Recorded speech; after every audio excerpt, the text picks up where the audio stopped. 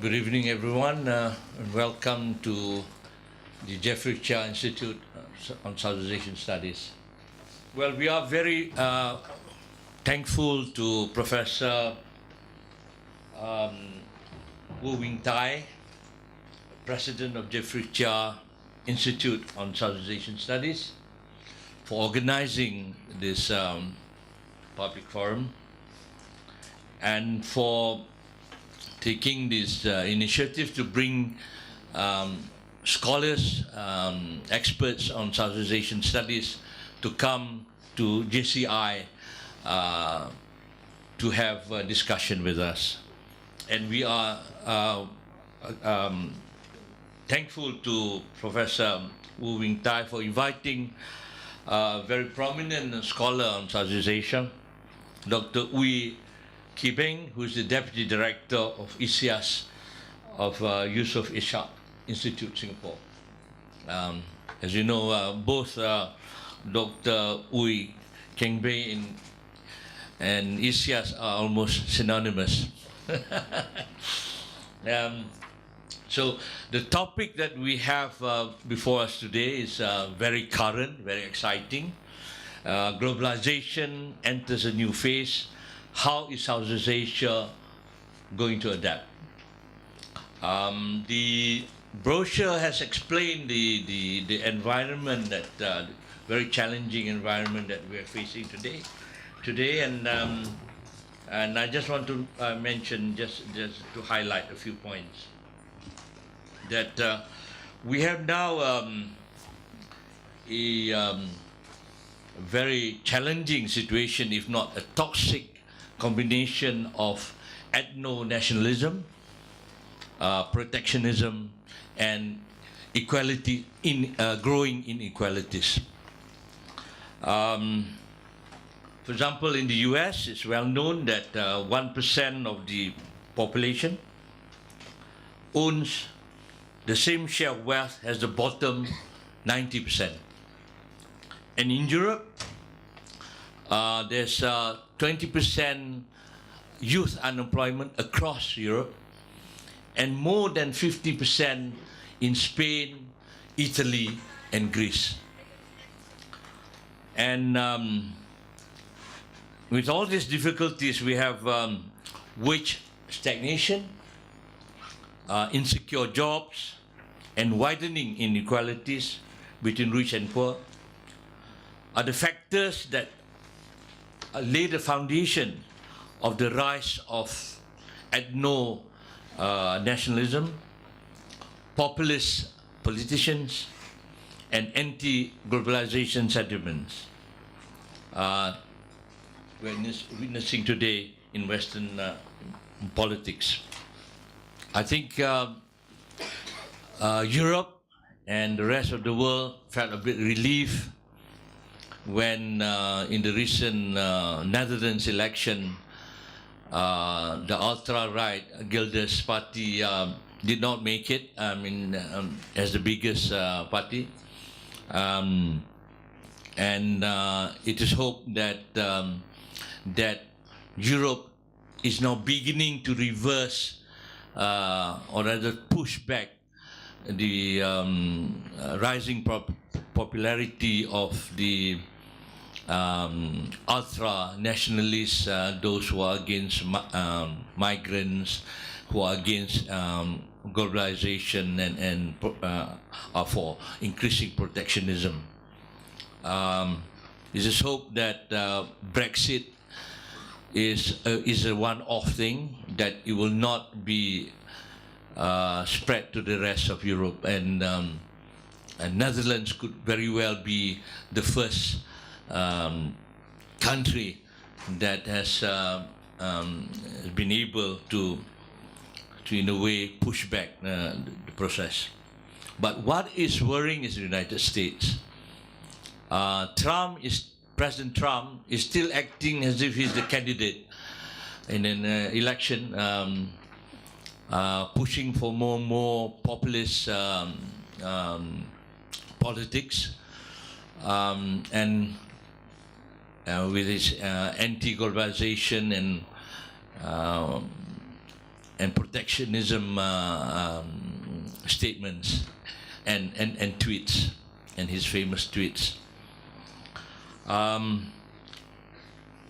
It is worrying that probably in the first time in the recent history of the G20, that the G20 leaders have failed to come up with a statement that made reference to globalization and for free trade. And it is not surprising that after the G20 meeting, the US Treasury Secretary said that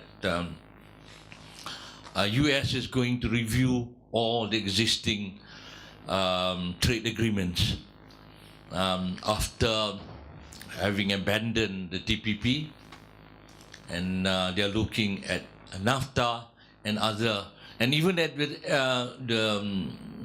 within the ambit of the WTO. This is worrying to the world. So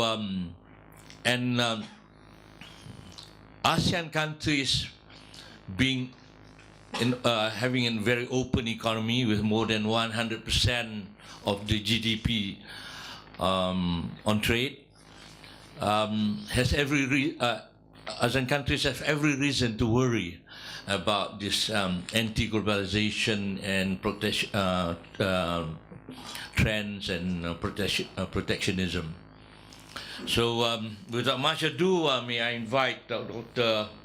Ooi Keng Bee. I told him that he has all the time. He should not be being hurried to give his talk on making globalization work. Globalization and its effect on ASEAN countries.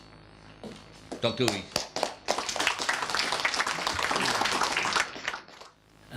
Thank you, Ambassador Redzuan. Thank you all for coming here today on a Monday evening even. First, let me thank the Institute, Jeffrey Cheah Institute for Southeast Asia. And of course, its president, my old friend from Penang, Professor Thye, for inviting me here today. I think it's my first time speaking here, so I'm most honored.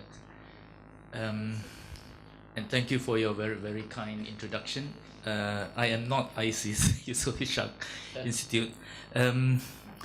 It is a much bigger institute than I am. Now, before we talk about what appears to be a new phase in globalization into which the region is entering, let me take you on a walk down memory lane and remind ourselves of the geopolitical and historical contexts within which Southeast Asia exists, and out of which the country we know as the Federation of Malaysia emerged. We like to think of the independence movements that emerged in the second half of the 20th century as acts of bravery that forced the colonial powers to desist, and in that process, a string of new countries emerged in the region, Malaysia included. And then they all became nominally equal partners of the United Nations, accepting members of the Security Council, of course, as soon as they could become independent. Now, all that is no doubt quite true. But it is also true that as the old elephants withdrew, new elephants appeared on the scene. We saw the Japanese kick the Europeans out of the region for a few years, and in many cases, after the Japanese capitulated, the Europeans had a hard time regaining, in the case of Burma, Philippines, Vietnam, Laos, Cambodia, and Indonesia, or retaining, in the case of Malaysia and Singapore, the territories they had once controlled for so long. But with independence coming with the dawn of the Cold War, we saw how the USA became the predominant power in the region, and how the region became a front line in that 40-year state of tension and conflict. Now, in Northeast Asia, elephantine allies, I call them that, turned into enemies, and enemies into allies. China was an ally of the USA. It is hard to think of that today, but China was an ally of the USA until the Chinese Communist Party took power, at which point it became Washington's enemy. Japan, blood enemy of the USA, the people who bombed Pearl Harbor, suddenly became a close ally of the USA. If one were to look for a better case of how politics has no perpetual friends or perpetual enemy, there is no better case than this. Now for China then, strategic thinking since then has tended to consider the USA and Japan as a team that is basically hostile to it. It is generally accepted that the Cold War began with the Truman Doctrine of 1947 for counteracting the geopolitical power of the Soviet Union. That doctrine synced well with the need after 1949 to contain communist China. While America's military might has reigned supreme, especially with the collapse of the Soviet Union in 1991, its economic power came to be challenged by the success of Deng Xiaoping's reforms, which incidentally took off properly only after the Cold War ended in 1991. So we, at that point, really did enter a new phase in globalization. And at the moment, I think this is what I will argue, that we are again entering another phase. But what was the story in Southeast Asia at this time? There, the Sangkanchils, the mouse deer, had to act fast or get trampled on by elephants all over again.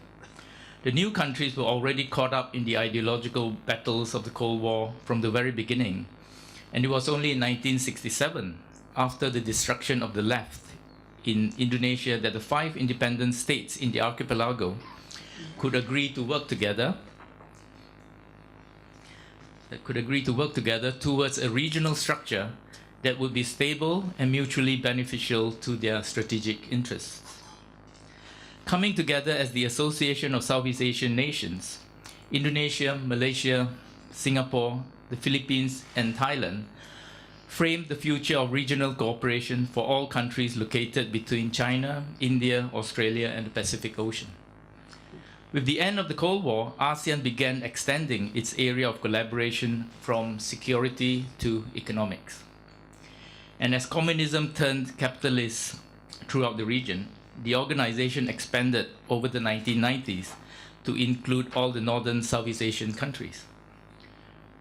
Policy thinking throughout East Asia now focused on finding lucrative roles in production chains, on building institutions that met the demands of international trade and finance, and on the developing of practices that would collectively be beneficial. This has been the basis of the peace in our times. Ideas of economic integration were discussed more and more seriously, and as we know, we now have, since 31st December 2015, an ASEAN community. More nominal than effective, perhaps, but it is still a milestone achievement. So in what sense is globalization entering a new phase? The globalization that we have been experiencing in this part of the world has very clearly been Anglo-Saxon based, culturally and economically, even strategically. China only got into the act in a serious manner following Deng Xiaoping's Shenzhen tour in January 1992. The Shenzhen Special Economic Zone was formed in 1979, soon after Deng took power. Shenzhen is now one of the wealthiest cities in China, having grown from a population of 30,000 in 1979 to 11 million today. 18 million if you count the whole metropolitan area. And China joined the World Trade Organization. This is important, of course. It joined the WTO in December 2001, 7 years after requesting membership, and I think significantly just after 9/11. So on the global scene, there were strategical considerations that came into being, new ones anyway. Now, the growth of the Chinese economy since 2001 has been phenomenal. We all know this. By 2010, it had become the world's second largest economy, and it has been growing since then, even at a slower rate.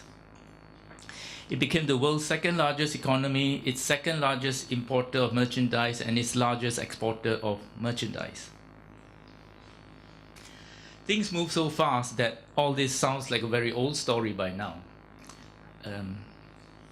China became strongly integrated into the global economy, and although its growth is not a zero-sum game for the world economy, some adjustments had to be made by others in acknowledgement of this change. For smaller countries, adaptations have perhaps been easier to make. For bigger countries, the ability to respond properly, economically and socially may have been somewhat slower. And the tendency to deny the changed state of globalization may have been politically harder for the big guys to resist. Now, under the Obama administration, the Trans-Pacific Partnership Agreement, the TPP, was a concerted economic strategy by the United States to stay ahead and to dictate future terms for international trade in the Asia-Pacific. In the meantime, China went into adjustment mode as well, feeling the need to redraw the roadmap for its economic future in the world. And so, we have the One Belt, One Road, since renamed to Belt Road Initiative, and the Asian Infrastructure Investment Bank. Not unlike other flourishing economies throughout history, its productive power spills over beyond national borders and beyond the given global economic framework. It now has to exercise and demand greater influence over the logistics that affect its economic arteries. China's decision under Deng Xiaoping to lock itself into the global economy and to adopt the dynamics of international production and consumption instead of ideology as the engine for the organic development of its institutions. And I repeat this because I think this is the key point I want to make. The organic development of its institutions and its society has been a highly successful move. China's rise had therefore been apparent for many years.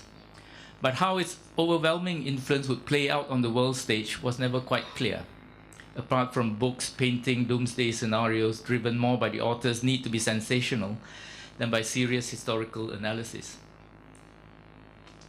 How it would play out, how China's rise would play out in the domestic politics of major economies was seldom studied in an era when post-communist neoliberal triumphalism reigned supreme.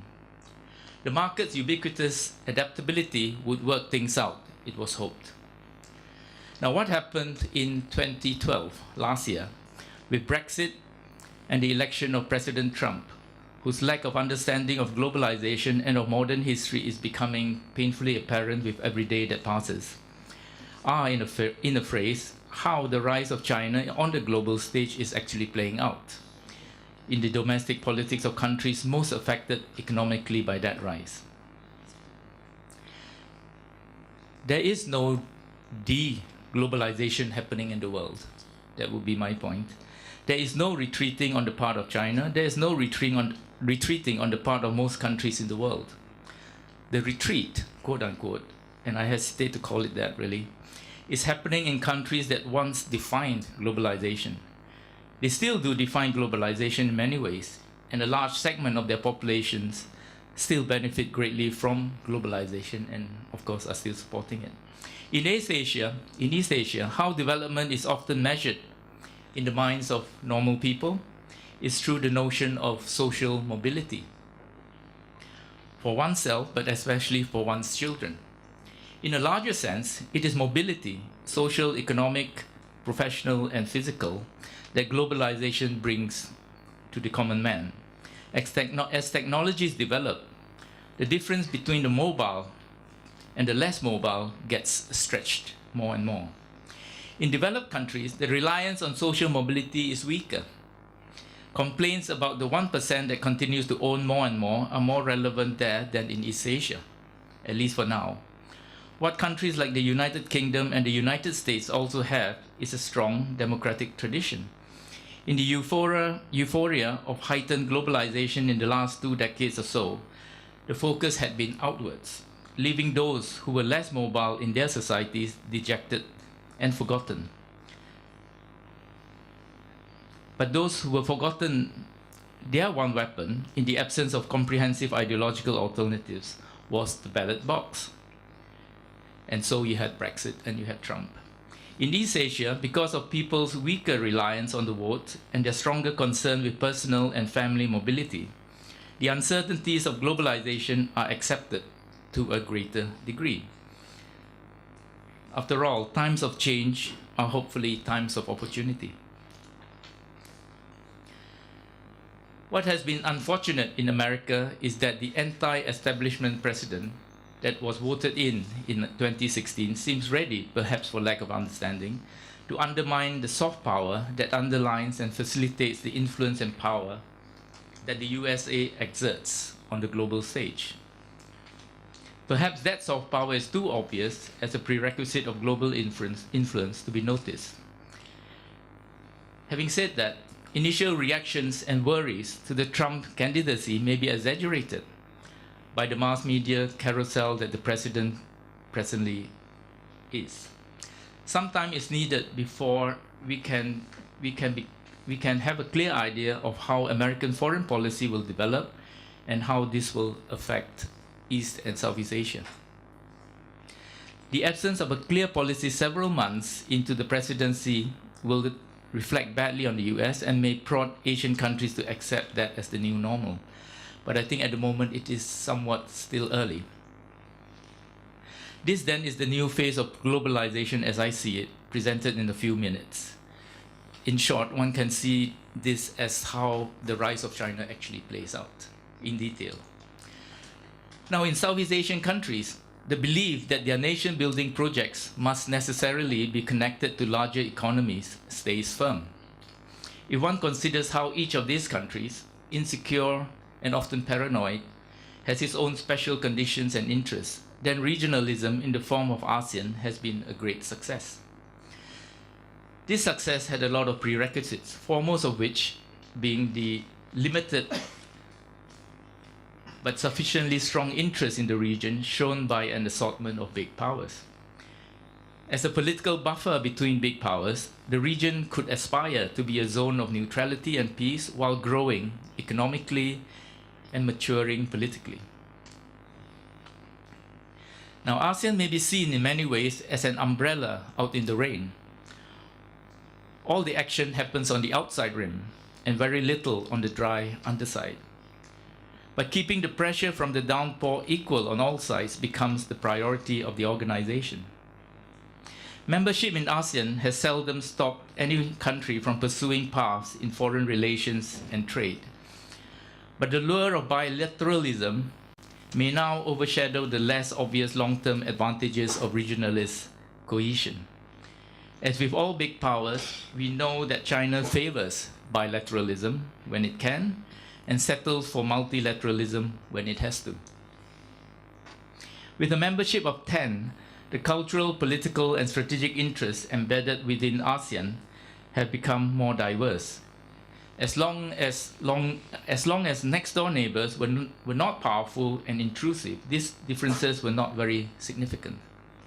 The changes in global dynamics mentioned earlier threatens to change all that, and now, more than ever, it would appear that ASEAN members need either to stick together more than ever or amend the organization's practices to not allow internal disagreements to lead to immediate paralysis. The temptation in ASEAN to break ranks, fueled by the idea that more advantages will accrue to those who do it first, will also appear more attractive as outside pressure becomes unevenly distributed. The economic dynamics in China bears watching, and its impact on her neighbors will be a mixture of political objectives on one hand and non-governmental overflows of people, capital, and goods on the other. The vagueness of the One Belt, One Road initiative, one would argue, covers both of these aspects. That is more or less what I want to say, but let me end by giving a short summary. Right, what I've been trying to say, of course, is to push the point that it is hard to understand Malaysia or the region unless we look at the recent history and in a broader context, in a broader geographical context. So before the rise of Southeast Asian countries, the region's relevant political powers were the few we know about. It's hard for us today to even think that, I notice.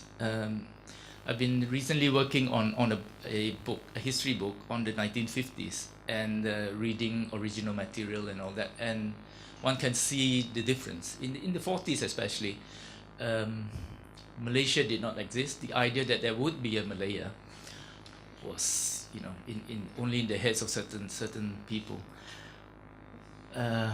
And this was not very long ago. The only big powers in the area were these: China, Japan, the US, and the colonial powers.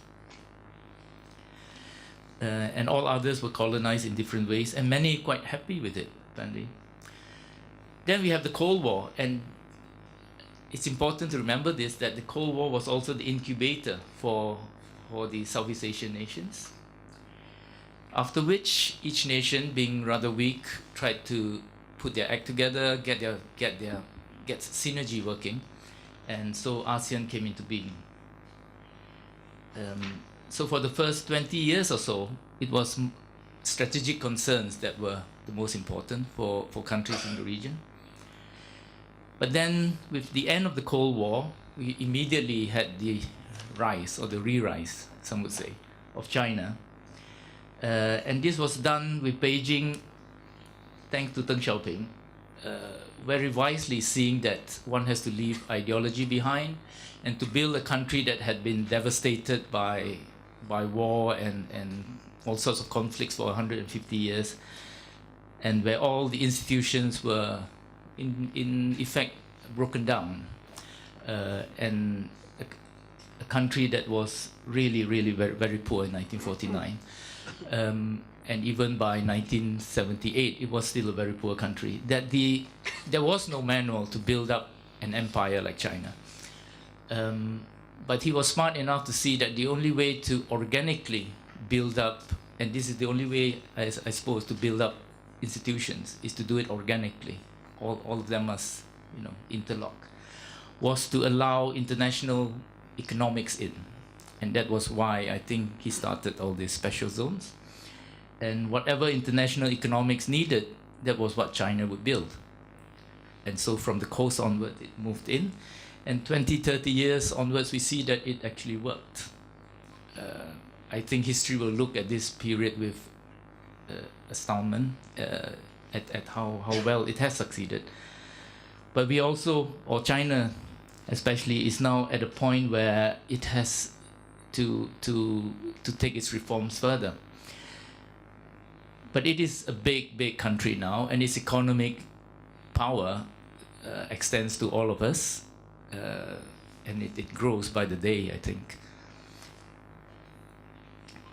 And although we do feel it here, because we are just next door to China, we see also on the global stage that those who had been leading globalization are feeling the effects most. And I think I would argue that in both the cases of the United Kingdom and the United States, there is an overreaction. And why I mentioned the fact that they are developed democracies is that the overreaction is stronger because they are democracies. I think in Asia, perhaps such a reaction might have been, you know, contained much better. So the problem now is what can ASEAN do? What can each of these countries do?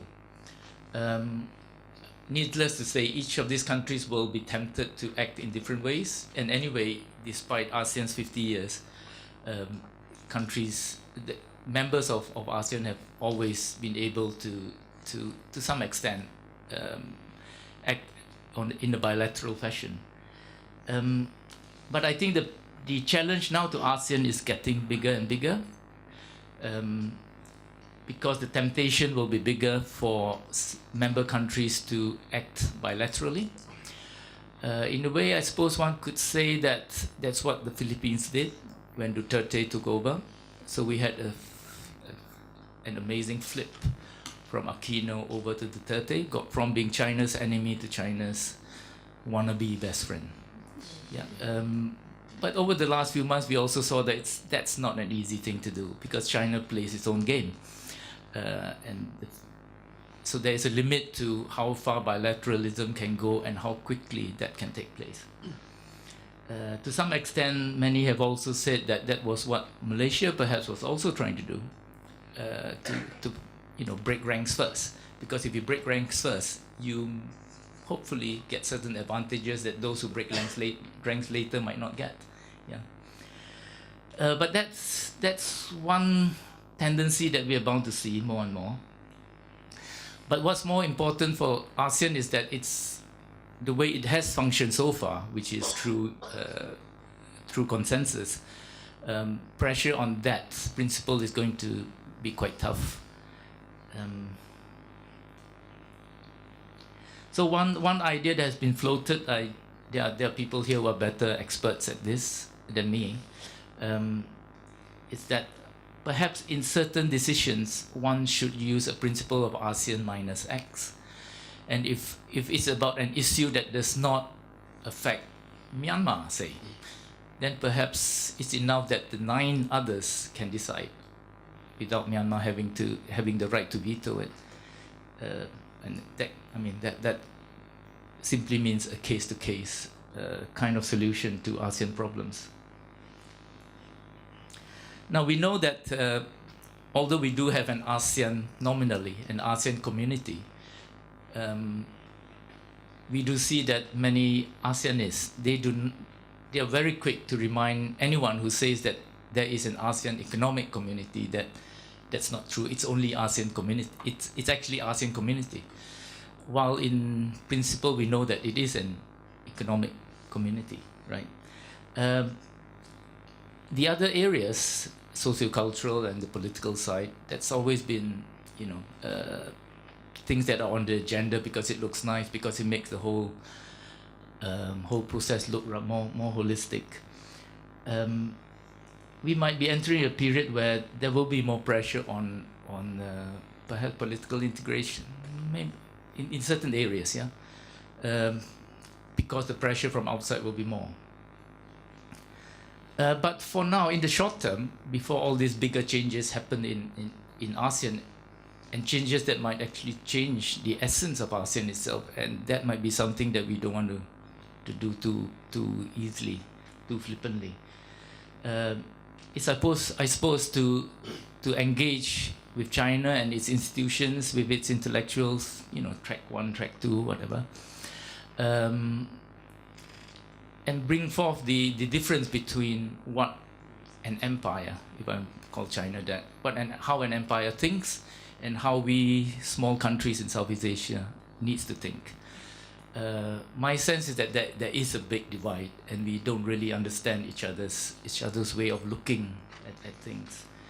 If I take the case of Singapore, for example, the Chinese love to call Singapore the third China, and that makes the Singaporeans jump, because that's exactly how they don't want to be seen, because it's a republic, it's a state nation, it's trying to build a new nation, a new race called Singaporeans, not Chinese. Of course, that's a long-term objective. But in that problem, we do see that China, in its own way of managing its new power, sometimes can't be bothered with how small countries act.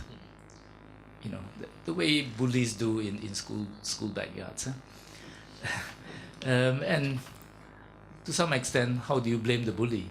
He's the big guy, So it's I think the engagement then has to be to show where there is a win-win, where being a bully is not going to get you what you want. We cannot deny that China is going to get bigger and bigger, and that the US, especially under the Trump years, we don't know what the US will actually do. Where Asia is concerned, it might switch its focus more to Taiwan and to Japan, and Southeast Asia might actually be of much less interest to the US. And with the demise of the TPP, I think that's how we should read it. So I suppose my last point, engaging China is to approach China respectfully, but to tell China that we can bow to it, but it cannot ask us to kowtow. Because that's not good for anybody. I think I'll end here. Yeah, I've spoken long enough. Thank you so much for listening.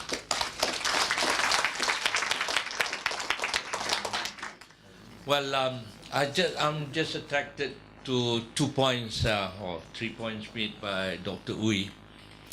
The first is that it is a sad irony that those countries, Western countries, US and the EU, who are the ones pushing for globalization and free trade and free flow of capitals, short-term capital, which is quite controversial for us in developing countries, are the ones now pulling back or against globalization and are raising the voices of protectionism. And the developing countries, in particular East Asia, the fastest growing region in the world, took a bit of hard work, sacrifices to adjust to this process of globalization. And now that we have adjusted to it, suddenly we face this anti-globalization move and protectionism from the West. And it is in this context that it is very interesting that at Davos, there was President Xi Jinping who became the champion of globalization. That's one point that was raised by Dr. E. The other point is I am doing a study on ASEAN centrality and its future in East Asia security and economic cooperation. And like Dr. Uy, I'm worried that there is this pull between the need for more regionalism within ASEAN in order to protect its centrality and the danger of ASEAN being pulled apart by bilateral tendencies. You can see from Chinese initiatives on OBOR, AIBB, certain ASEAN countries, including Malaysia, as Dr. Uy was saying, are racing, trying to compete to attract the Chinese investments and activities into their respective countries. So this is the kind of the danger of bilateralism that can undermine ASEAN regionalism and centrality. The other point I would like to take that is the question whether the end of TPP will lead to a more positive outcome or development, further development and coming to fruition of the RCEP, and whether RCEP will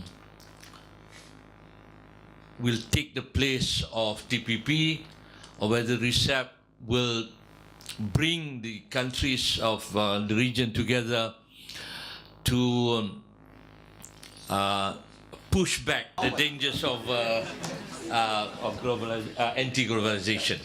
I would like to invite Professor Wu to give his views, his take on this very interesting topic. Thank you very much. Good evening. I think our previous two speakers have to make it clear that there is now much unhappiness with globalization. And the question is, what should we do about it, especially for us here in Southeast Asia? Economists instinctively believe that globalization is a good thing because the founding father of economics, Adam Smith, starts off by telling us that prosperity comes from the division of labor. If we each do what we are best in and then engage in exchange of what we produce, we would all be better off. Of course, who are the poorest people in any society? The poorest people in any society are the subsistence farmers, people who grow their own crops, make their own clothes, and use leaves for shoes. So we do know that the division of labor increases productivity. Higher productivity means higher income. And what determines the degree to which labor task is divided up into? Because, for example, it used to be a computer, a car is made from a car factory would make many of the seats, the windows, and so forth. But after a while, that begins with specialized units making different things. So, since the degree of division of labor is important, how is that accomplished? That is accomplished because when the market is big, people are willing to undertake the investment in new technology that teaches you how to divide up the production into even finer pieces. If you look at technological progress, it essentially is we all get more and more specialized, doing smaller and smaller amount, focusing. And that results in more and higher productivity and hence higher income. What determines the degree of the division of labor? Because in order to increase the degree, you have to invest in new technology. How can you be sure you can get that investment back? It depends on the size of the market. So the bigger the market, the finer the division of labor. And what's the biggest market available? The world market. So globalization is the best in terms of increasing your wealth. There has been great expansion in adoption of free trade around the world. We hear about the European Common Market right after World War II. And here in Southeast Asia with the ASEAN plus China FTA, followed very soon by ASEAN plus Japan FTA, ASEAN plus Korea FTA, and we know about the transatlantic, trans-Pacific partnership that was negotiated recently. But more than free trade is what free trade now means, because the meaning of free trade has now expanded to actually encompass economic integration. TPP has very little to do with what trade in goods and services, because the tariffs on all of that are already very low. TPP has to do with a range of other agreements that I will come to.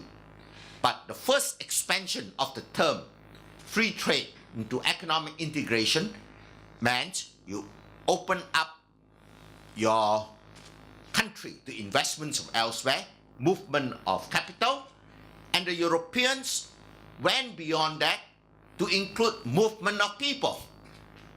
And the European Common Market, in recognition that is moving beyond just movement of goods, movement of capital, and movement of people, and into political integration, the European Union.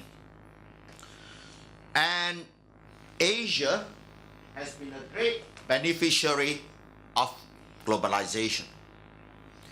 Penang became the second largest Silicon Valley in the world until around 1985, largely because Penang was among the very first places to open itself and welcome foreign direct investment. And we in Malaysia recognize that if not for globalization, we wouldn't have specialized in the products that our ecological zone allowed us to do cheaper than other people, and we have gotten very rich in the process. However, the unhappiness with globalization has been growing, and of course there has always been unhappiness with free trade. After all, the Great Britain attacked China in the name of free trade in opium in order to open the market. So free trade has always had some dark side to it and misinterpreted in ways that were not necessary to the advantage of all concerned. But the overall impact is good. For us in Asia, there have been great unhappiness with globalization on two things that we are familiar with. During the Asia financial crisis, the IMF recommended a list of policies that turned out to have worsened the situation in South Korea, Thailand, and Indonesia. Basically, they gave the wrong medicine. So it didn't mean that globalization was wrong. It meant that the people who were supposed to safeguard globalization were incompetent. So we have to do something about international institution building. The second part is, especially Latin Americans in the 1980s felt it was just a very unfair form of globalization. They had borrowed money, invested it in things that didn't work out, and as a result of that loss, they had to get the IMF for help. Then the IMF, instead of focusing on the policies that would make these economies recover fastest, focus most of all on collecting the money that these countries owe to the banks. This, of course, goes right against the heart of one of the institutions of capitalism, which is that if I was stupid enough to lend you money to do stupid things, both of us should be punished. This is what's called bankruptcy. The whole point of bankruptcy is we all deserve a second chance. If I'm stupid to lend you the money to do stupid things, then I take a loss too. But indeed, that was not the way the IMF operated. There was unhappiness with globalization in the developed countries as well. Specifically, if you look at the United States, when goods from Asia flooded in the market, people were laid off, so the US president enacted a trade adjustment program, Trade Adjustment Assistance Program, TAA, which was to train the workers, to retrain the workers for new jobs. What happened? The Republican-controlled US Congress gave it a budget of zero. So basically, the losers of trade were left to twist in the wind by themselves. And so the disadvantaged workers were not helped, but who was really helped were the capital owners in most countries. Capital moved to countries or registered themselves to be residents in country with the lowest tax rates. So think of a social program, an education program in the United States. The public education program was financed by one, you tax labor income, you tax capital income. Now, since the capital is running away, basically you're only taxing labor income. But you cannot keep on raising the tax rate to pull more. So the result is you're unable to finance your safety nets, public education, and various programs. This have the case of countries around the world, the Cayman Islands, and so forth, and countries where capital flight is going to, are denying many of the developed countries the revenue they used to have to finance social economic programs. So that is a serious case. we could talk more about unfairness and incompetence. But let me talk about one part of globalization that most people in Asia hates, and which we hear a lot about in Malaysia when TPP was discussed. This is largely because the so-called free trade agreement actually is not just lowering tariffs, because the tariffs are really very low. So we are lowering from 0.2% to 1%. That is nothing. But what is really strengthened are the rights of investors in the countries, foreign investors in the countries. Like, for example, the most well-known is the investor-state dispute mechanism. If a foreign investor wants to sue the government of a country, it doesn't do it in the court of that country. It takes it to an arbitration policy body outside of the country. For example, Philip Morris invested in a cigarette factory in Uruguay. When the Uruguay government decided to enact discouragement of smoking, Philip Morris sued the government for reducing the profitability of its investment.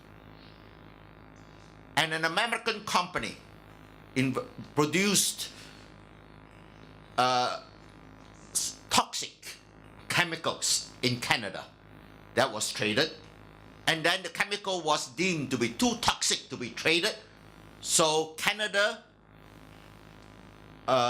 observed the UN ban on that chemical, and that company sued the Canadian government for making it lose its investment, and it won.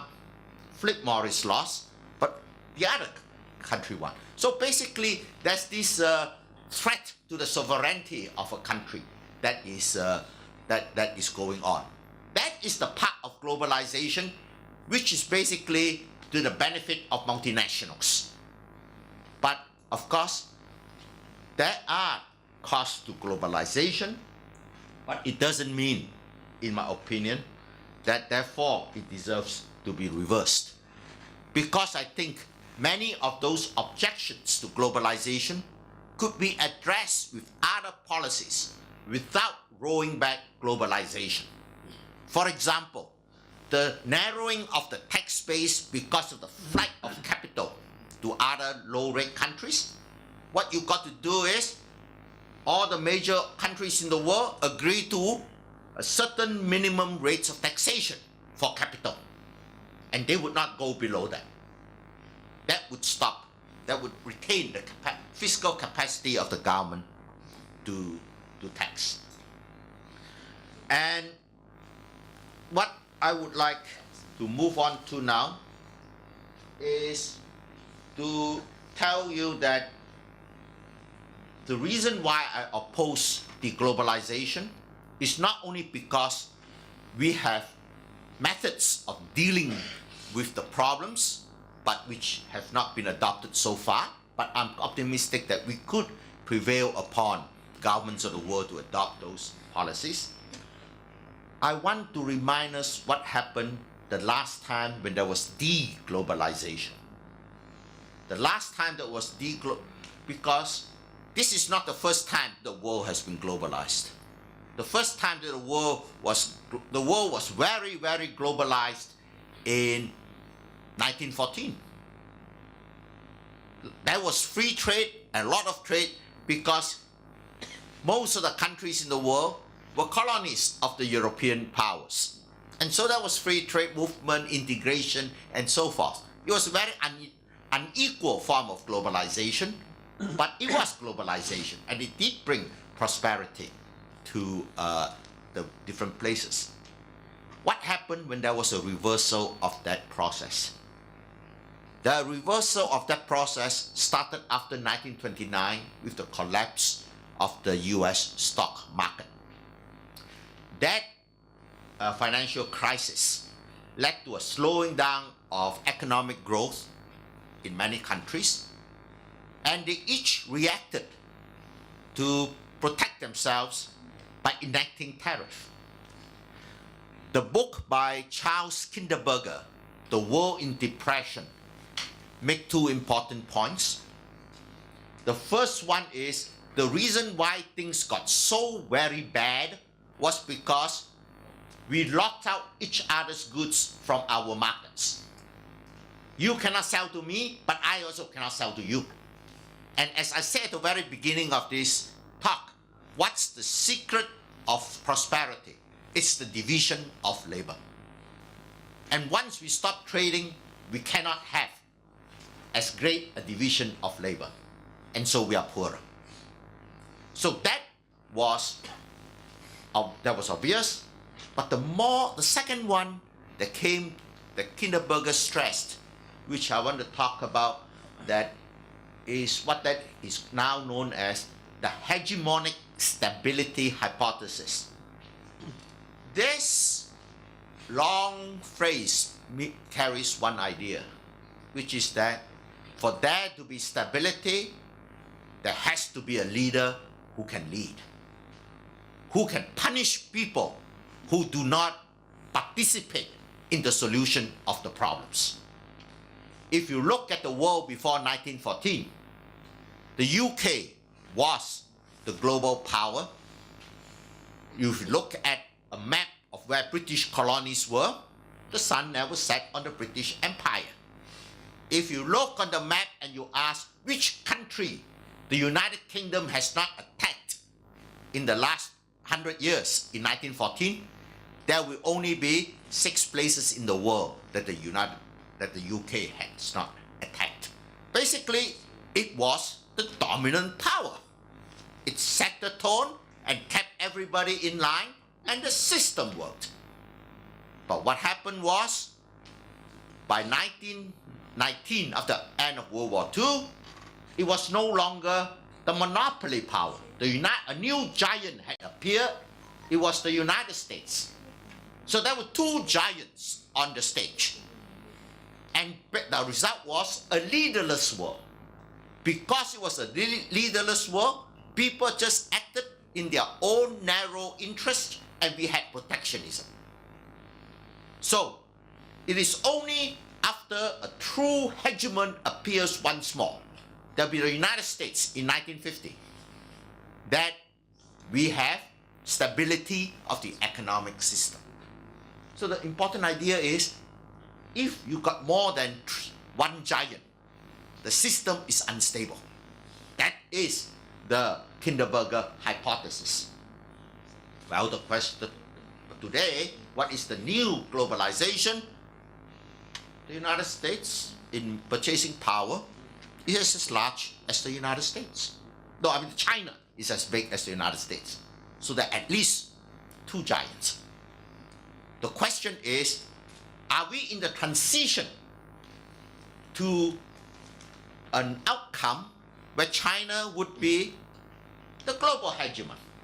In other words, there will be a period of turbulence, at the end of which a stability would come because China would be the new hegemon. Well, the bad news is we will never go back to a time where there's one hegemon. The reason is very simple. Even though the United States is going to be much smaller than China by 2050, there will be a new giant. Let us not forget India. I think the election of Mr. Modi was a very good confirmation that India has now galvanized itself to join the world in economic prosperity. And if you were to do the math, India will still be poorer than China on an average basis, but India will have a much larger population than China by 2050, around 20% more. So basically, India and China will be roughly the same size in 2050. So we are, from this point onwards, moving into a world of what that is called duopoly or oligopoly, which means there's no more monopoly political power. There are groups. So what is basically, the Kinderberger hypothesis would be global stability is being threatened. This is what the new international normal is. Well, it means that we basically have to think of a way to make collective leadership work in the world. In other words, we have to go beyond having a big brother deciding on how keeping us in line to we keeping ourselves in line. So the question is, in this new international normal of multipolarity, what should Southeast Asia do? I think the line that puts it very well together is, we either hang together or will be hung separately. That is what does that means? One thing is, Southeast Asia have to push for a new global governance agenda, which pushes upon the Americans, the Chinese, and the Indians. But in order to push such an agenda, Southeast Asia not only has to be united, Southeast Asia has to be rich enough to be able to afford military hardware that would be equivalent in the other two big powers. So, prosperity is the guarantee of security. And I think there's lots of economic reforms that need to be done in Southeast Asia. We could go on another time, we'll go at length on what Malaysia could do to get out of the middle income trap, because we have gone from Wawasan of 2020 to the transformation of 2050. We have just moved the goalpost. So, what do we have to do to make sure that we will reach there in 2050 now? And this is something that a conversation we have to engage in, not only Malaysia, but Jokowi in particular has to get Indonesia moving in dynamic growth, because without Indonesian leadership in ASEAN, ASEAN cannot work. You cannot have the biggest, most important country in ASEAN not being part, at least one of the co-drivers of ASEAN policy. So that, and what's some of the new global governance agenda? I think that is something that we will talk about during our discussion. For example, I think one of the big things that we have to recognize is that in a world of multiple giants, the tendency is compromise, and compromise means spheres of influence. The big power divide up the world among themselves in different ways and say, you do what you want in your part, I do what I want in my part. But we want no parts of that. And how can we set about such a thing? We'll be able to do it only if we are strong enough to turn this so-called sphere of influence into what I call sphere of responsibility. We have to work in each region. The countries have to be able to have enough bargaining power to work with the largest regional power there. Basically, a united ASEAN would be able to negotiate more with China. And that means we will have more regional institutions, like an Asian Monetary Fund, which has begun. And we will have to make sure that each of these spheres is an open sphere, in that, because the division of labor has to be global in order to maximize the benefit. you cannot have self-contained spheres. So I think, therefore, we should join every free trade bloc that comes along and then undertake the kind of domestic policies that are necessary to compensate the losers from us joining the different free trade areas. So I think that I've said a very difficult thing to be achieved, which is how can we maintain ASEAN unity and at the same time enforce us to undertake painful internal economic reform to move forward. When you are poor, you cannot be safe. That's the lesson. Thank you. Thank you.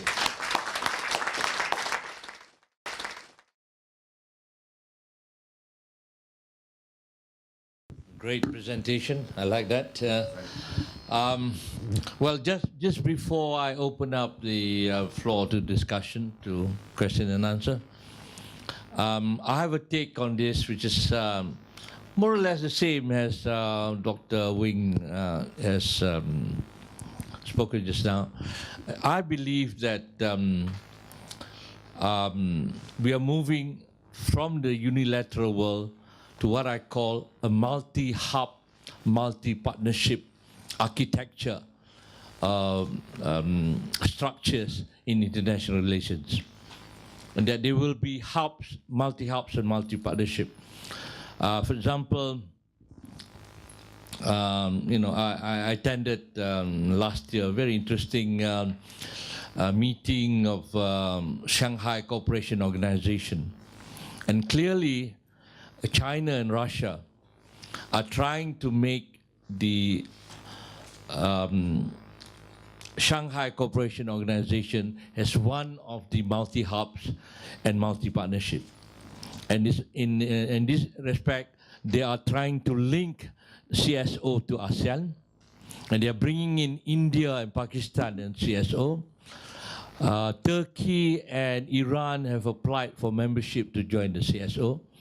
And of course, US will be, still a big power, will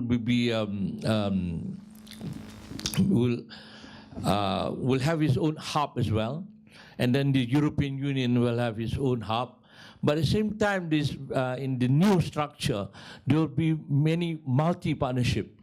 Because many members of ASEAN have also linkage to EU, to the US. We still have very strong links to the US. And the ASEAN plus 3 will also continue to have a strong linkage with the US and the West. And we have the RCEP, which is which will bring in China, India, Australia, New Zealand, and all that. So what I see is really an emerging multi-hub, multi-partnership structures in international relations. But I totally agree that with Professor Wing that in the end, for ASEAN to survive, even in multi-hub structure, we have to be strong. There is no other choice for ASEAN. Because it worries me, because in the last couple of years, Dr. Uy will testify to this, that there are scholars in Indonesia who are thinking post-ASEAN. They are frustrated by the slow progress within ASEAN, and that now that they are member of the G20, they think that it is better for Indonesia now to think of the big picture beyond ASEAN. This will not be good for ASEAN. It is best that we, within ASEAN, strengthen ASEAN and somehow persuade Indonesia to take the leadership role. Because what is missing in ASEAN, particularly now that the point about ASEAN centrality is under strong challenge, is leadership. ASEAN lacks leadership. So much ado, may I open the floor to questions? Yes, please.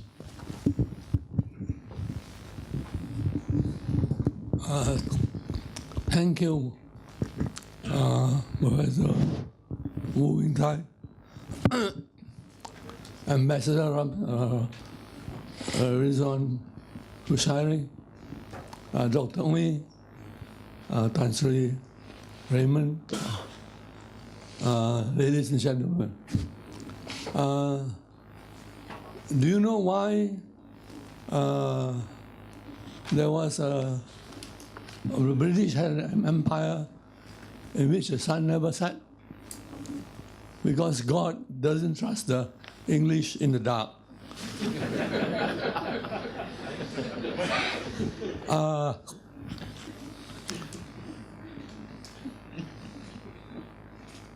Dr. Thye's presentation was very brilliant, and I enjoyed it very much.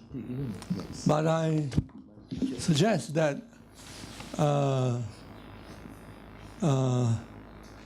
in his presentation, he goes back to the Opium Wars of 1840s. And because it was the Opium War that caused a lot of problem in international relations. Until the Opium War, China was the lead country in international relations. But by defeating China, Britain, a modern superpower with modern firepower, destroyed China, and that disrupted the balance of power. There was no more balance of power. Of course, there was a unilateral, unipolarity balance of power. And so the defeat of China led to the defeat of the Han, the Manchu dynasty, and the Manchu Chinese. Manchu were replaced by the Chinese, Han Chinese,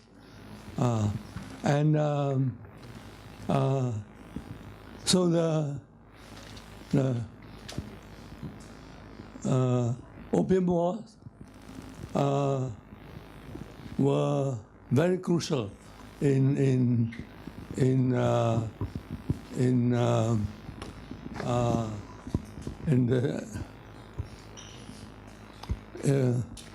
getting China back. Dr. Wu used the word hegemon for China. I think this is a very not an appropriate term for especially you talk about present-day China. China at one time been in diplomacy, didn't behave well. Well, they were not schooled as that. But now the Chinese are very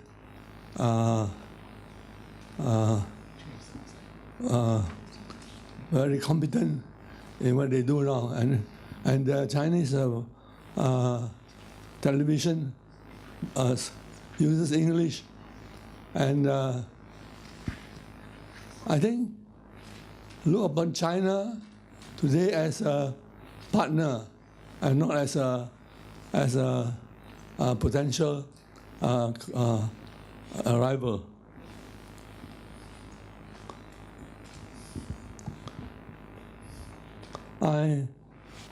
I'm very glad that this Southeast Asia Center at Sunway has progressed, and then I wish it well. under the dynamic leadership of Wu Thye. Thank you.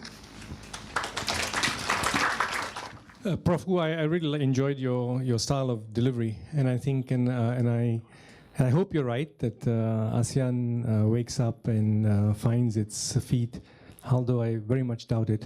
I think it's going to be a case of Nero fiddled while Rome burned. You made the point about a hegemon and creating world order. I agree. That's what happens in prisons when you have a superpower and he smacks the people that fall out of line. So in a hegemon society, yes, there is order and people got slapped. We are clearly going to move to bipolar, duopolar, tripolar environment. Why are you so pessimistic that in that environment that we won't end up with a better world? And that, why is that this tendency that, oh, the big guys are going to carve out portions to manage and the rest of you can go to hell? Do you not think that, we will end up with a better world?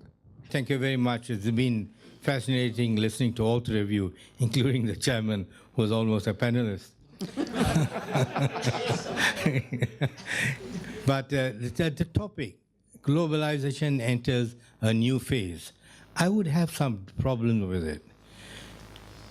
It's a new phase, but it's a continuing part of the evolution since globalization was first introduced by Adam Smith 200 years ago. So I wouldn't be too concerned with the new phase or old phase. I think it's a continuing change. But how are we to adapt to it? I also disagree with the view that there are hegemons and Pokemons and all that kind of thing. Because this is a different world. We cannot look at the globe today in terms of the past, of imperialism, colonialism, which are condemned. There are no more philosophies or thoughts that we accept. The world reacts against it. And there are checks and balances because there are many who are really well equipped to take on others. The nuclear deterrent is obviously one issue. So I think the answer even to the question, how do we adapt, is our own selves.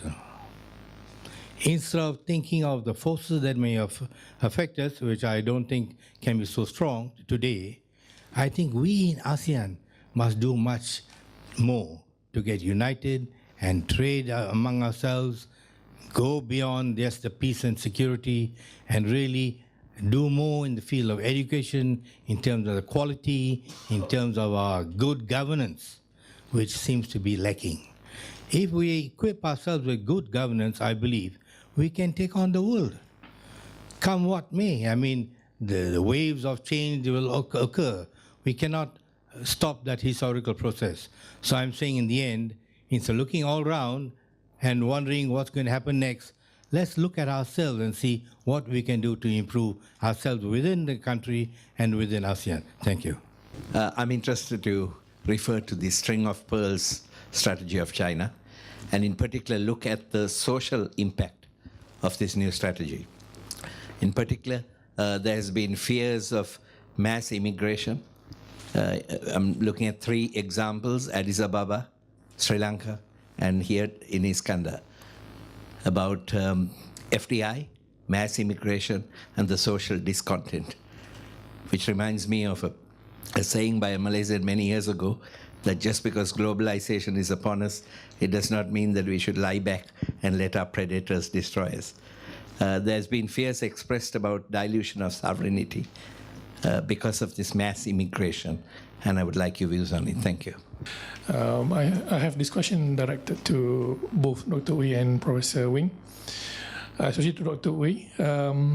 Yes, I would just like to get your opinion with regard to a possible new identity, a collective identity called Eurasianism, or idea, as what you have written with Professor Wang Gung-Wu.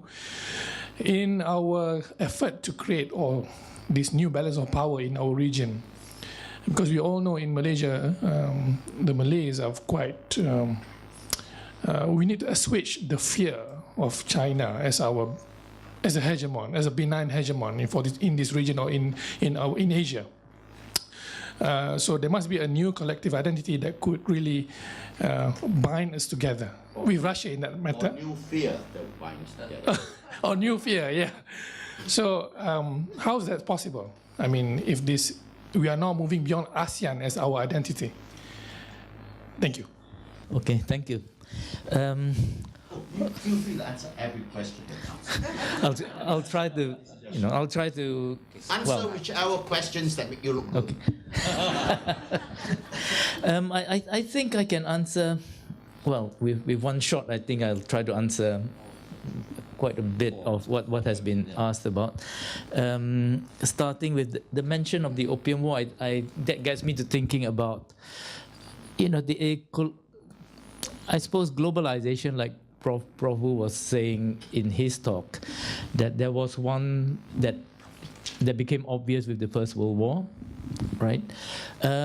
I think that if we think of globalization, if we don't go back to ancient times, of course, although there was some globalization even back then, globalization as we know it today would sort of have started with colonialism, and which was largely by sea. So it's a maritime kind of globalization. And so Central Asia sort of never played a role in that bit, because for obviously reasons, because the speed of globalization and colonialism was by sea, right? Now there have been two pushbacks to Western colonization or Western power since the West over the last 500 years became the hegemon that it became. One was Japan, and China is actually the second, but they take very different forms. And if I look at it, well, being a political historian, I would look at it as Japan pushing back at a time when globalization was colonialism. So their push back also took the form of colonialism, right? But that ended in 1945, and the Cold War came in between. So it was sort of a balancing for about 40 years or so. But after that, we see China rising. Now, that's the second pushback, but it's not done at the time of colonialism. It's done, I don't have a good term for it. It's done at the time of neoliberalism, perhaps. It's about trade, it's about global. So China does the same thing.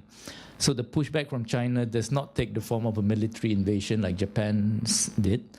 It's taking other forms. It's taking, well, infrastructure is the thing that comes to mind, and the tying up of economies to China. So it looks again like an imperial system, right? So One Belt, One Road is very reminiscent of that kind of thinking, right? All roads will lead to Beijing. That's sort of the idea. Or else you get belted. Or else you get belted. Now, with One Belt, One Road, of course, suddenly the continental comes back into play. And Trump maybe was lucky in that he has very good ties to Russia, and I suspect that sort of threw the spanner into China's machine. Because the One Belt, One Road actually requires a continental flow from Beijing to Ireland. But if Russia doesn't play ball, then China has a problem, right? And somehow Trump manages to do exactly what China doesn't want.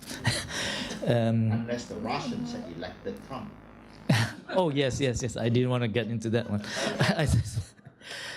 About immigration, one could say, I think most of us here are of migrant stock, right? I think globalization equals migration in many ways, right? I didn't get too much into it, but mobility, by that I don't mean just social mobility, but mobility of all kinds in education, in physical movement, seems to be some sort of measure for how globalized a certain people or a certain society is. The more educated you are, the more options you have. You can move to London and work, you can move to wherever and work. If you're not educated, you're probably stuck where you are. You can't move very much. If you have money, you can move, even if your education level isn't very high. So different ways of measuring the ability to make use of whatever globalization gives us. So migration, it's sort of part of it. I mean, the Malaysian population, at least half, came from outside. It's not very long ago. It's just a few decades, right? And it's still continuing. So, so the refugee problem perhaps is something else. But the migration, people move to where they can make money. So if you do not have rules to stop them, they will move. That's how we have always done it. Why should we stay away from it, right? So it's just part of globalization, for better or worse, I think. Oh, thank you very much for the great questions. Great range of issues. Let me start with the very last comment about migration. People talk about when imports come in, they kill the domestic industries, and that is pain. When foreigners come in, they compete with you for job, and that is pain. For example, if you have a lot of uneducated migrants coming in, the people who loses most are the poorest citizens in your country, because they are substitutes for that. That's a very tricky thing. It requires one to think about balancing the welfare of the poorest parts of your population with the welfare of the newly arrived. We are not talking about refugees. Refugees are running away from death. We are talking about economic migration. I think that foreign aid has to be an important part, preparing, improving the conditions in the countries where they come from. But that part of globalization, of reaching out for it, is being cut everywhere, except by China. We were just asked about the question of whether China could be a new hegemon, would behave like a hegemon. I'd like to remind us the last time China had very large influence here in Malaysia. If Cheng He had not landed in Malacca, the Thais would have taken out Paramiswara. The Thais had an army on the way to take off Paramiswara for having killed their man in Temasek. And the Chinese Navy had 10,000 soldiers. You don't go around the world with 10,000 soldiers unless it is a deliberate show of force. That if you don't bow, well, the kowtow is not necessary, because they did change sultans in the Indonesian islands and in a number of different places. So history shows that people all put their pants on one leg at a time, which means that big powers behave quite similarly, regardless of their ethnic group. Now, what can one do about it? We were asked whether I was too pessimistic, the gentleman that began, saying, couldn't we still get a better world out of it in a multipolar setting? I say, yes, we can, but we have to adopt a new mode of international governance. Let me be more specific. If there are no tensions between US and China, they are in perfect agreement on most things. What that means for us is, if we don't go by what they have agreed on, they would both, make sure that we fall in line. If there's middle tensions between both of them, then they will both come to give us presents. They sign TPP with us, and they tell us, don't worry, you don't have to enforce any of this this so-called free trade agreement. For example, your government procurement policy. we give you exemption. Okay, on your state and your government-linked companies, so we give them exemptions. That was what the US signed up. It gave us a very good TPP. We don't have to do anything. Just like when China signed the free trade agreement with ASEAN. They make all their opening right away, and ASEAN doesn't have to do anything until 6 years later. That is coming presence, winning friends and influencing people. But what if tensions go very high? If tensions go very high, the attitude is, if you are not with me, you are against me. Basically, we are forced to choose sides, or they choose the side for us. So that's the worst. So what we really need is to be able to have that ability to keep tensions from going into the high level. And if ASEAN is united and is strong enough, then we can insist, while there is still peace, before the tensions go up any further, we institute international arbitration bodies and empower them.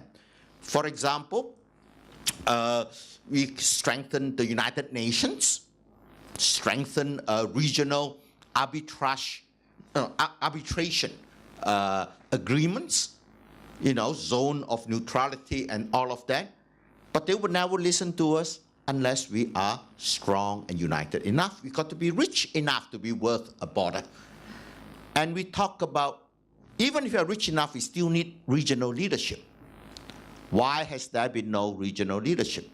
In the first volume of Lee Kuan Yew's autobiography, he gave a one-sentence explanation for why ASEAN never progressed very far from being a talking shop.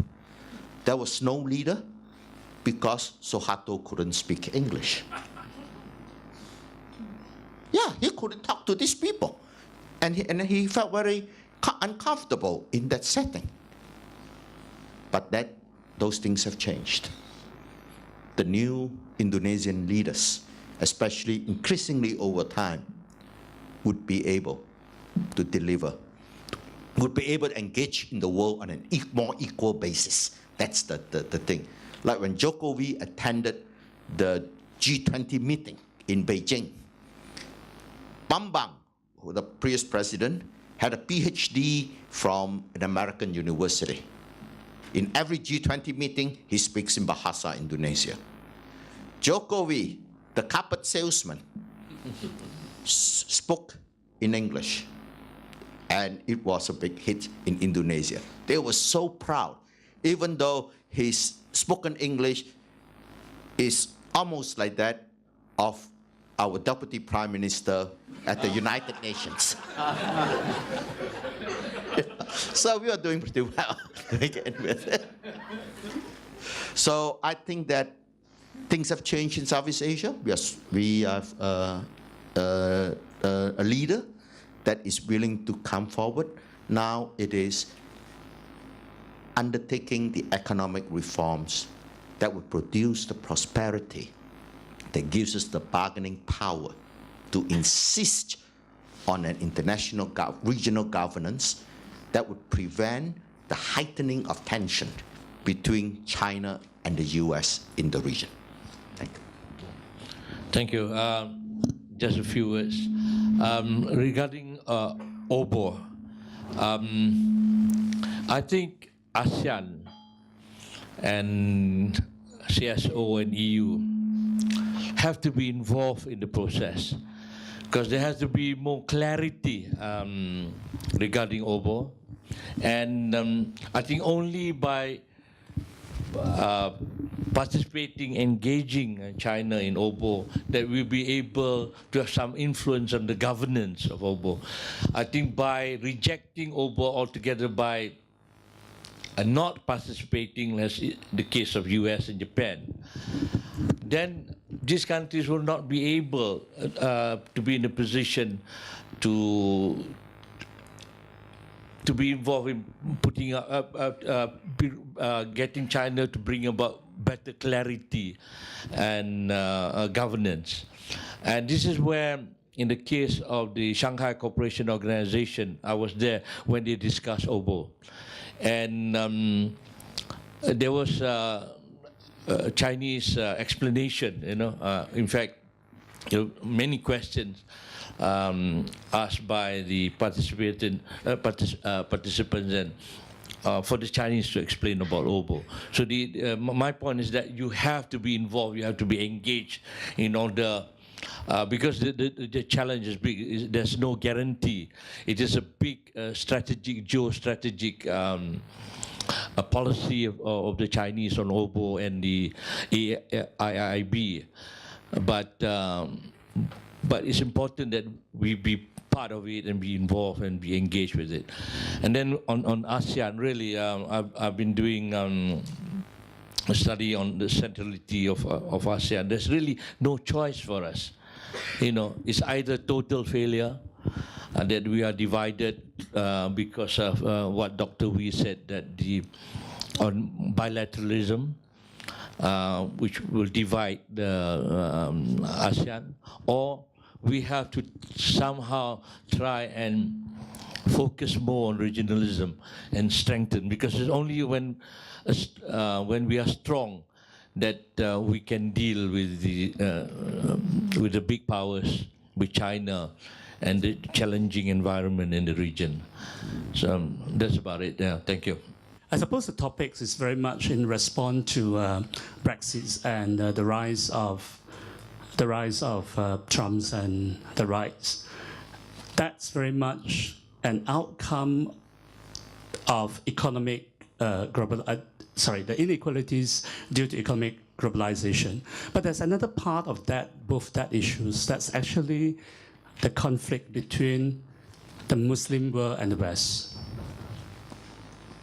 I think that's the part that perhaps would need more interesting discussion, because the Muslim world and the Chinese exactly were the two grand power civilizational system that suffer from the rise of the West. And China, after so many years, eventually finds its way back as a hegemon. But the Muslim world is actually in many ways stuck in the past, because Chinese nationalists lament the loss of territories, but the empire was successfully transformed into a modern nation state. But the emergence of nation state in the Muslim world was very much an outcome of breaking up Muslim empires, and that leads to a legitimacy crisis to nation state in the Muslim world. That's exactly why we are looking at the emergence of the caliphate and so on as part of this restorationist politics. So I like both your comment on this more civilizational aspect, disruptions to globalization. Thank you. Hello, I'm Tiam Singh from Institute of Strategic Analysis and Policy Research. I just have some questions regarding about ASEAN. Because, for example, right, we say that ASEAN has to be strong, that one we agree, but how do we prevent undermining between our own members? For example, right, we may have the Asian Free Trade Agreement that eliminate all the tariffs between ASEAN member countries, but then non-tariff measures are actually on the rise, and then this is impeding trade. Also, that some of the member countries, for example, like Indonesia, are asking their member ASEAN companies to invest back in their home countries instead of engaging in the regional trade. Somewhere we have the example of Dato, who, like, Philippines was a previous supporter in US, now is going full-headed toward China. If we want the ASEAN to be strong, aren't we supposed to solve the undermining between our member states first? Another thing is that, can Malaysia afford to be isolated from the global world, especially in terms of selective discrimination against certain countries? That's all my question. Thank you. Well, I'll answer a bit of the few questions you had. Where ASEAN is concerned, I think to decide what ASEAN should or should not do, I think one has to get an idea of what ASEAN actually is. ASEAN is not the EU. ASEAN is not actually one, well, we call it a regional body and whatnot, but I think a better way of describing ASEAN is that it's an overlap of 10 national agendas. And that's why you have to go with the lowest denominator always with ASEAN. So it's sort of a pretense, if you ask me. ASEAN is a very good pretense. And other powers in the world play along with it, and so we get along with it. But to push for ASEAN to act like it's actually a unit, that can be asking for trouble if you know. That's why it's so much of a talk shop, because that's what it is. And one shouldn't look down on talk shops. It's still a shop. That's all I can say about that. Jin Huat, very good question. Just the kind of thing I like to think and talk about. Now, I think there was one big difference in how the West colonized the Middle East and how they colonized China to some extent. Historically, what we see at the end of all that colonizing is that China was not broken up. And I think that was because Japan acted. Because Japan acted, and before China could be broken up and cut up into little pieces, Japan wanted to take it all. And so that process stopped there. In the Middle East, I think the Westerners managed to cut it up. Now, I would suggest in this context that a part of the Western colonization of the world was to leave the world cut up into little pieces, because big pieces will be trouble. So you cut all that up, and that was so. China, as you remember, in the 1920s, early, was very close to being cut up, right? And it was because Japan wanted everything for itself, that, and also because the First World War happened in the West, that process sort of got stymied, and so China survived as a whole.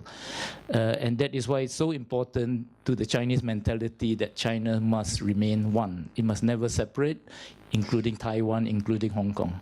So it's a pathological, almost, consciousness about it. And so China, for whatever reason, China managed to rise again, right? This is what we're seeing. So in that sense, you are right.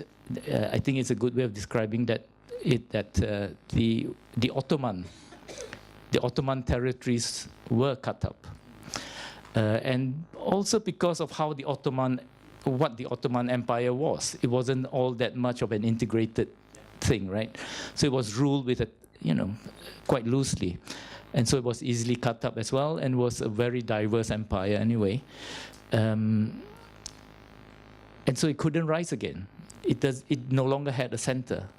And of course, what might look like a center today would perhaps be Turkey, but that Turkey seems to have failed even there. Where all the other centers, they have not risen the way Japan rose, the way China rose. And this rising is not based on having oil. This rising is becoming part of the global economy, right? Becoming part of the international economy.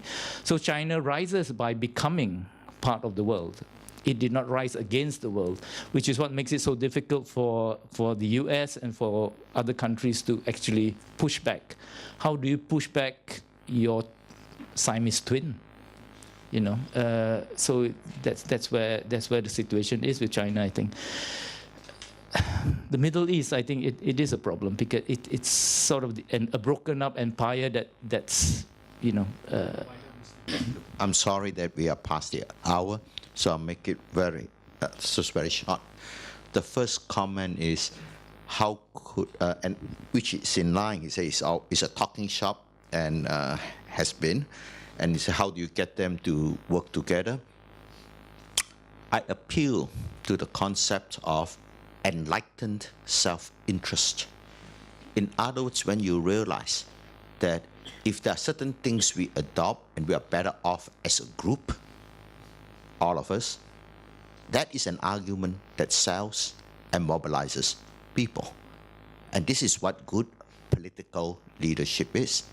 For example, all in this dangerous world, every country should have its own atomic bomb.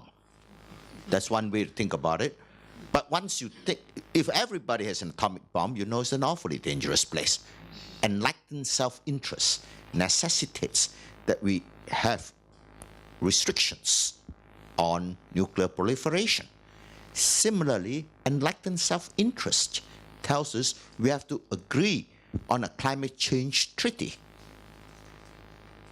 And many times enlightened self-interest comes because people actually understand things.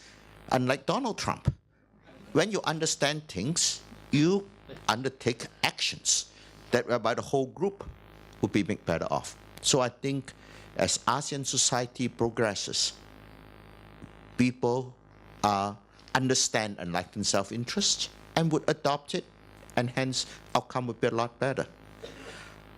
I think about your last thing of Muslims and so forth. I'd like to note it is not just Chinese and Muslims who were reduced to inferior status by the Industrial Revolution. I don't think it's anything to do with Western, it's an Industrial Revolution.